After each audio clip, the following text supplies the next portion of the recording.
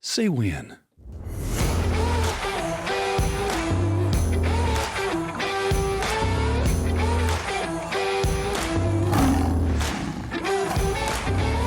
Hey guys, welcome back to Unleashed. And remember, we are the Resistance, and it is so good to have you with us today. Eric, good to see you. Eric, are you there? He's coming. Here we go. He was doing a jog around the block here. Hello. There he is. Man, what'd you do over the weekend? Oh, man. Nothing really. Kind of just hung around the house. Did some swimming. Nothing too exciting. Swimming? I haven't been swimming in, I couldn't tell you how long. It's been a long time. Did you watch any movies? I started to watch a few. This is what's kind of got me lately is these series. Some of these series are so good that they're almost better than movies. So I want to see. Everyone heard that? What's that called? Was it Yellowstone or? Yeah, Yellowstone, man. Yeah, someone said that's really, and there was, I forget what it was called. There was like 18 something. It's like the prequel to it. 18. I don't know. They've done a few prequels, but what's his face, man? Kind of Costner. Yeah, he dropped out of it. So that's what I heard. Yeah, I haven't even watched the last season because it's supposedly divided into two halves, like the first half, and then like, oh, here's the trailer, but he doesn't come back. So I'm like, well, what the heck? Yeah, I want to see it. I want to watch that. That little beginning. I said, "Hey, Eric," I go, "Start this thing after I say when." That was from one of my favorite movies of all time, which was Tombstone. And didn't Costner play in Wyatt Earp? Didn't he do his own Wyatt Earp movie? I think he did. Just recent, I read something where he just released a movie and it was kind of a flop. Well, he did this one. I think the Wyatt Earp. After Tombstone came out, I think he did his version of Wyatt Earp. But I still love going back. I love the original Tombstone movie that, with Sam Elliott, can see the forest for the trees. That guy's voice is like, oh, it's incredible. Yeah, if I could have anybody's voice, that's the voice I would want to take. Sam Elliott. Sam Elliott. He was in Roadhouse with Patrick Swayze. Yeah. Yeah, he was awesome. Yeah, he was. In that movie. Yeah, his characters are just rough and tumble and just, yeah. Did you watch the new Roadhouse? Did we talk about that? I've seen it like on, I don't know if it was on Amazon Prime. I haven't watched it. Was it any good? I don't know, man. It was okay, I guess. I don't know. That's the thing about having these on streaming services. You don't feel like you're out anything but your time. Right. But right. I do think cost is a variable. If you go to Pizza King and it's like $25 or $30, it's got to be outstanding. But if Pizza King was $10, you'd be like, this is the best pizza in the whole world.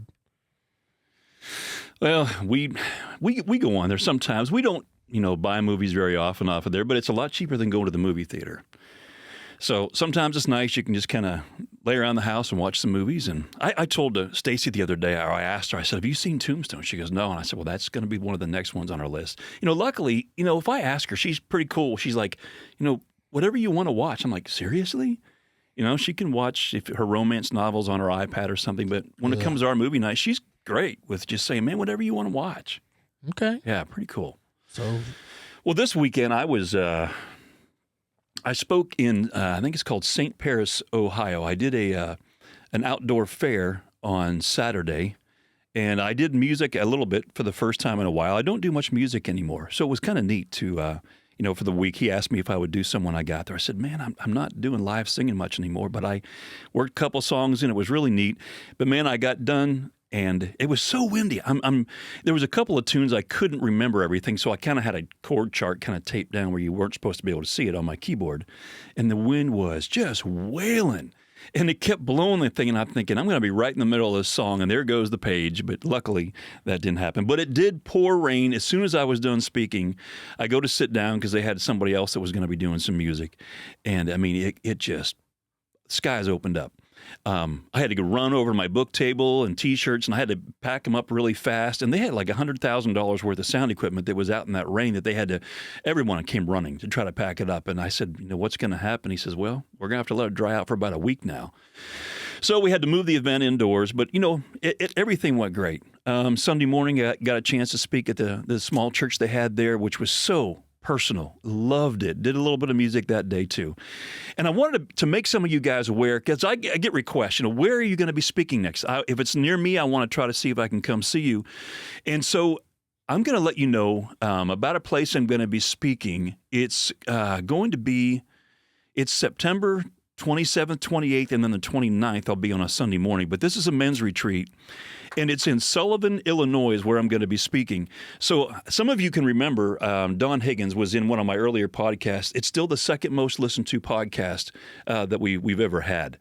And so he's going to be on here in a few weeks again. We're going to talk about this men's retreat. But he had gotten a hold of me and said, would you be willing to come over and do this, this men's retreat we have? I think they had guys show up like last year from like 9 different states. So, man, if you guys have any interest in coming, it'll be great. A lot of the stories and the teaching that I do here, I have it put together in a retreat format, which is what I do for these men's retreats. And so it's going to be, let's see, I'm trying to remember what the details are. I think it's $35 per person, which is really cheap, because with that price, on Friday night, you're going to be getting a steak dinner. And on Saturday morning, they're going to have a ton of biscuits and gravy and a ton of bacon. And the other thing that's really cool is Don's going to be donating a brand new, fully loaded, ready to hunt Matthews bow.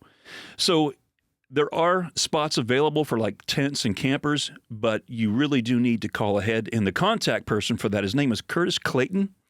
And let me give you his phone number real quick. It is 217-254-1409. So it's going to be an awesome men's retreat. So bring your buddies, get your tents, your campers, come on out. It's going to be a lot of fun. I was telling Eric when we first started this today, I had to get an MRI for something that was possible concern for the last few weeks. And I can praise God today. I got the results back and everything was negative. That's a good thing. So let's just leave it at that. So I'm really kind of a happy camper about that.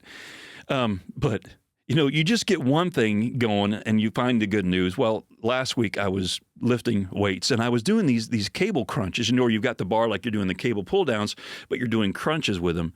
And when the cable snapped and that bar with all the weight just launched like an arrow, off the bowstring and hit me across the top of the head with, I don't know how many hundreds of pounds worth of force. I mean, hit me right across the back of my melon. And it rang I've never been hit that hard in my life. It's kind of, I probably shouldn't say this. I called my wife real quick and I said, babe, I just had this happen. I'm getting a hold of you in case I black out.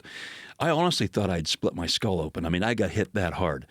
And, somebody asked me, did you go in and get checked out yet? And, I had those 2 events over the weekend and I thought, well, I kind of sat there for a while and I felt like I was all right.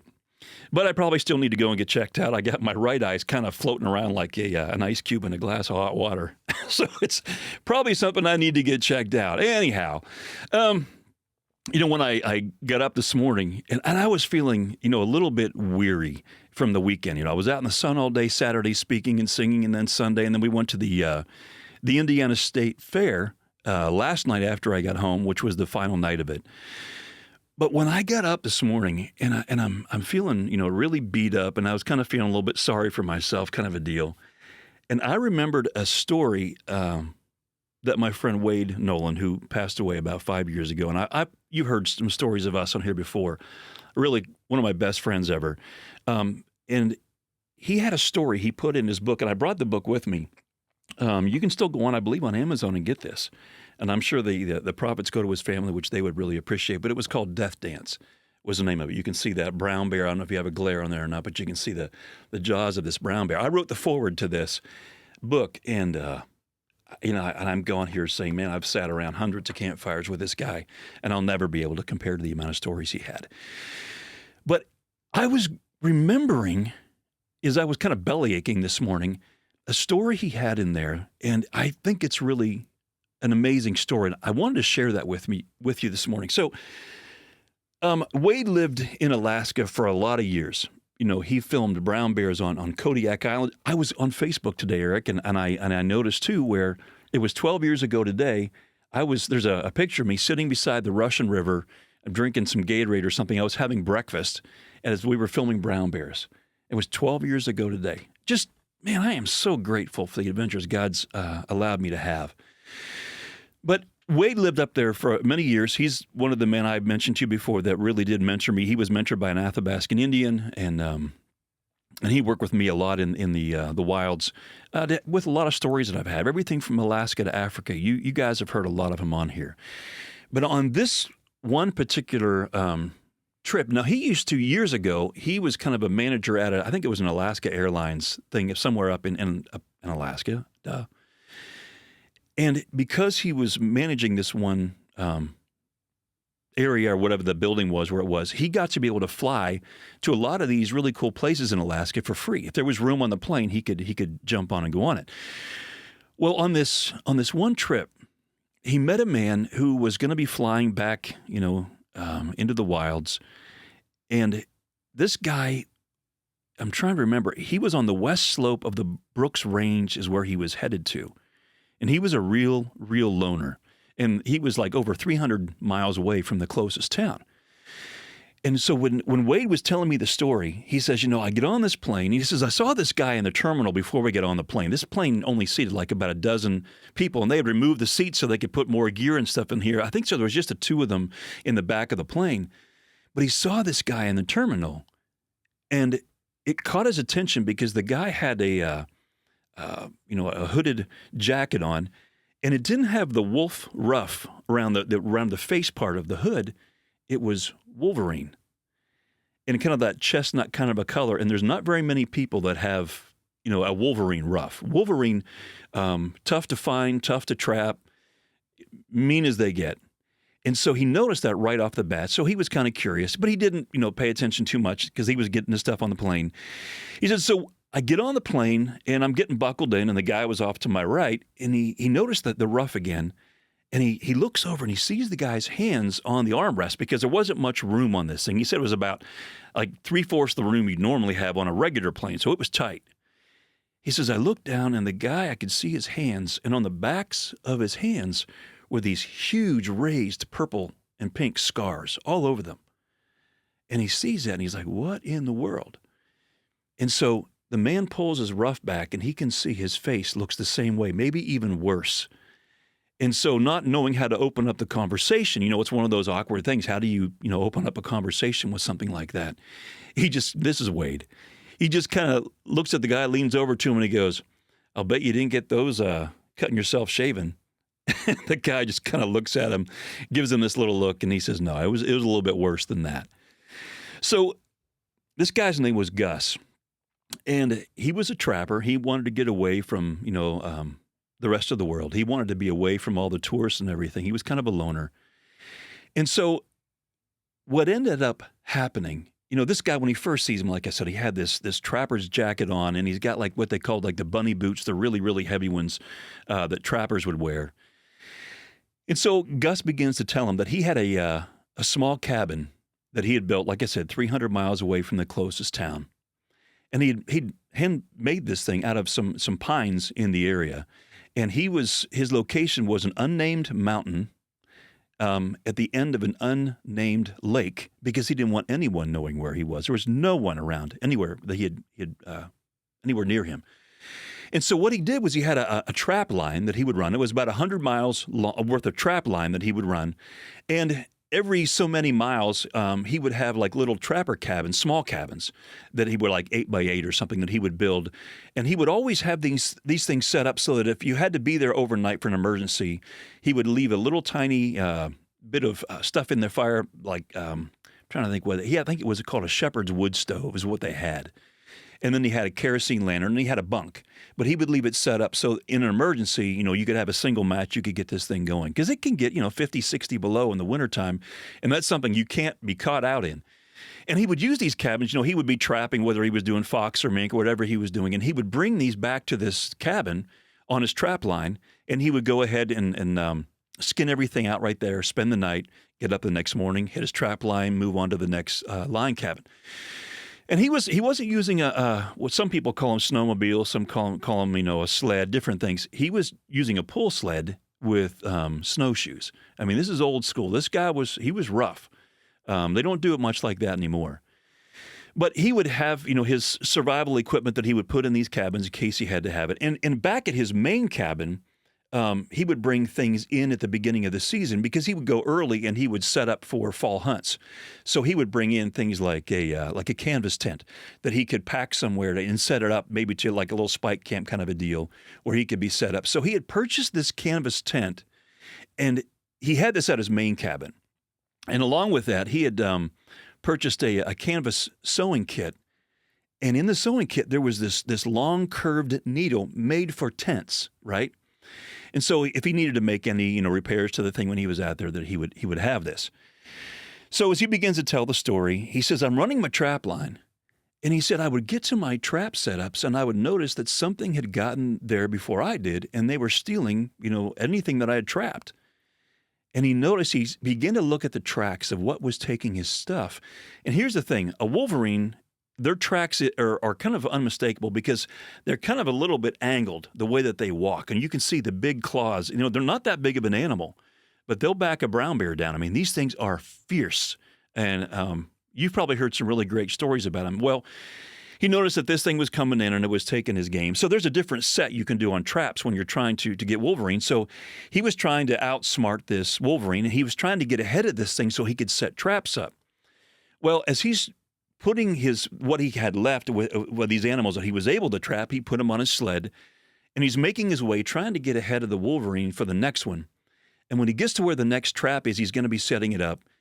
He began to see that the sky was really changing. And I've said this before, in Alaska, you can make one mistake. Mother Nature's fierce. You can make that one mistake, but the second mistake is going to kill you.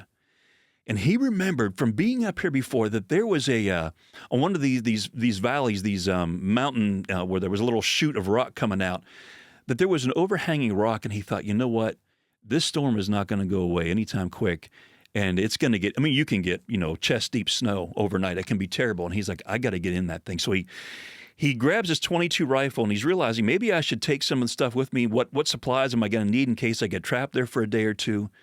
Realizing he doesn't have the amount of food he needs, he looks up and he sees these ptarmigan. Now, ptarmigan are like a grouse, and they can change colors. So they're pretty white, and they blend in with the snow really well. And they're so difficult to see. You'll see like one ptarmigan, and you don't realize there's maybe 4 or 5 in the same area. So he takes his .22, and he shoots this ptarmigan, and about 4 other heads just turn sideways when they hear the shot. And then he sees them, so he shoots like 3 ptarmigan, goes up and grabs them. He goes ahead and leaves his sled there with all the stuff on it, grabs these ptarmigan, they're dripping blood, and he makes his way over to this rock ledge that I was telling you about. And he gets underneath and he gets back, and it was dug out, probably either by a wolf or a bear had used it. And he gets tucked up underneath this thing with the snow now, really starting to come down. And he's got these ptarmigan, and he kind of lays the ptarmigan out by his feet, out where the rock, the cropping would be. You could look straight down and see the ptarmigan, but really not see his feet.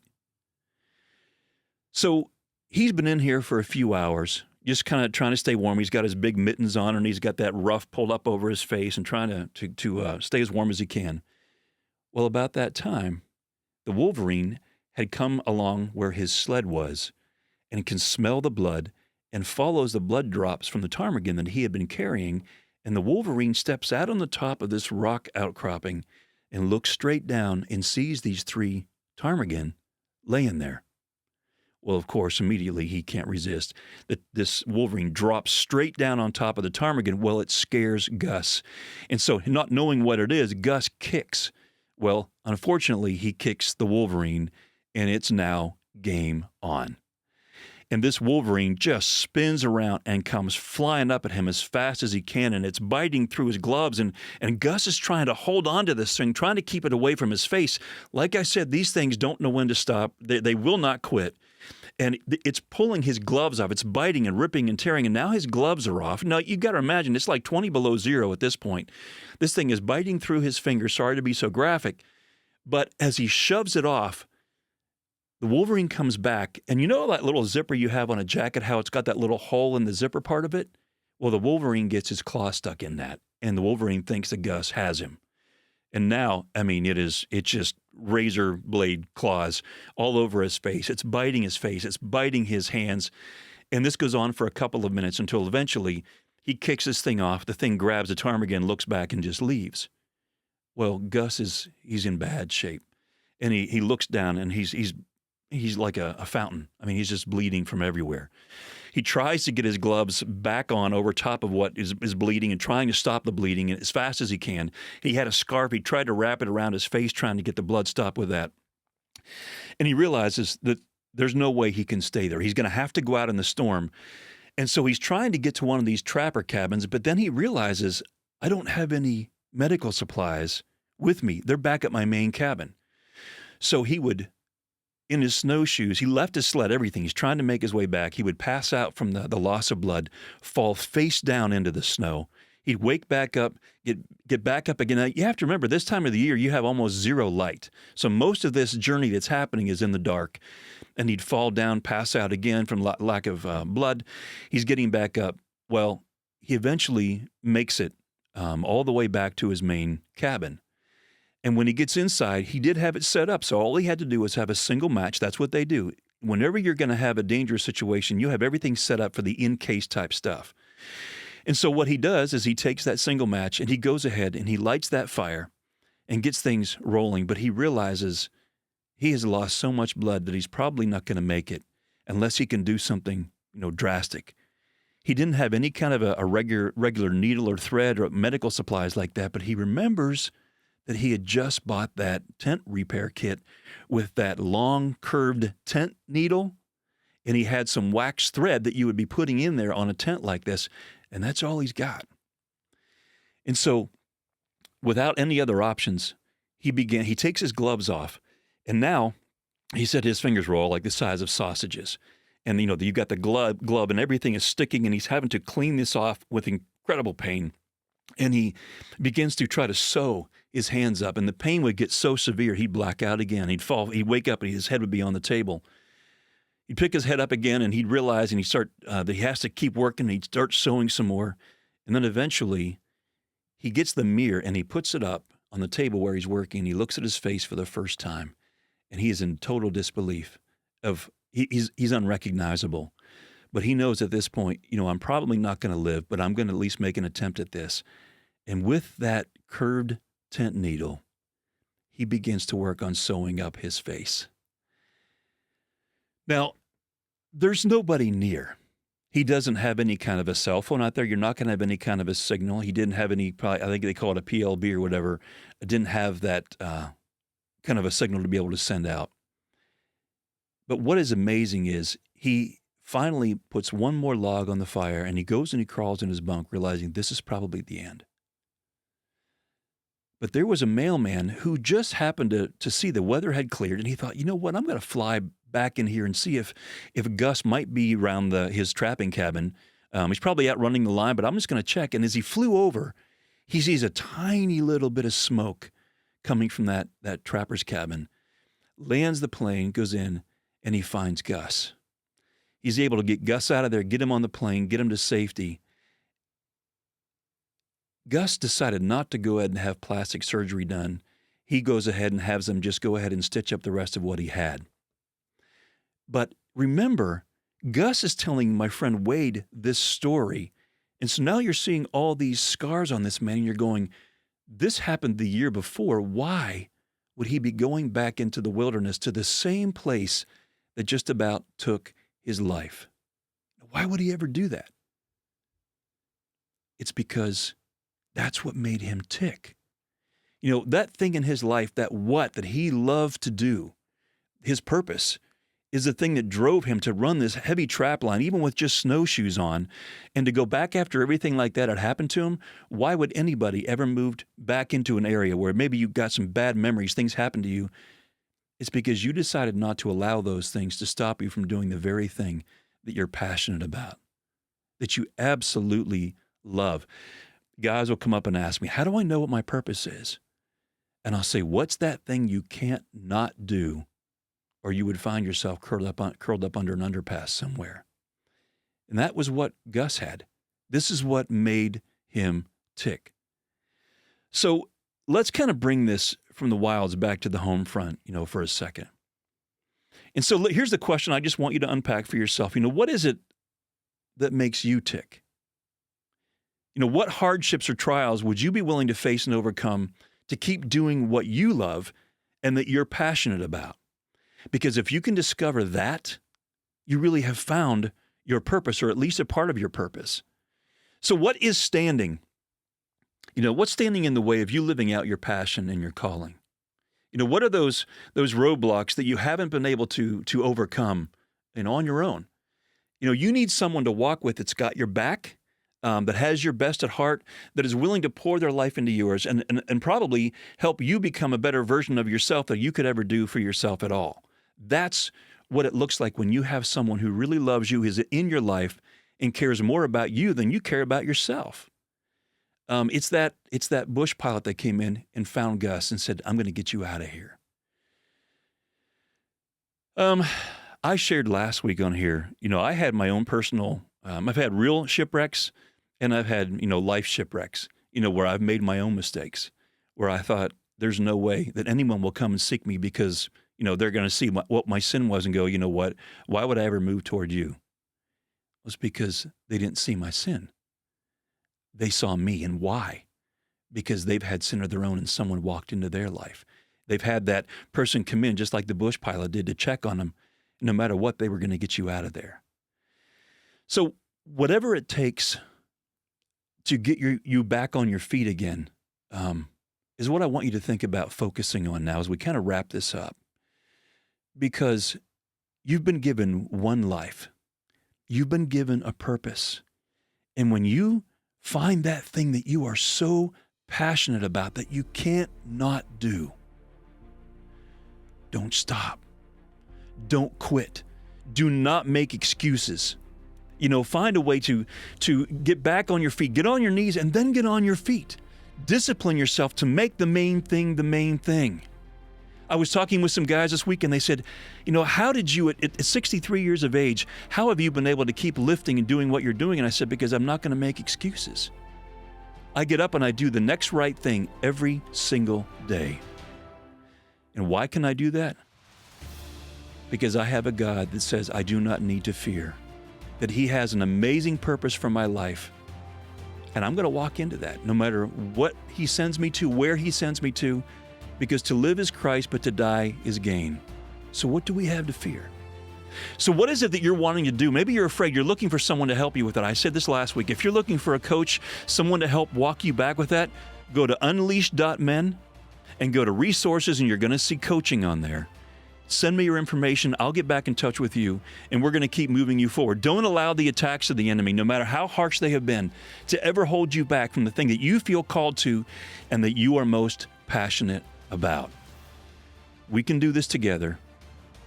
Become a part of the resistance, and let's put this right back in the face of the enemy, and let's become the best you that you can become.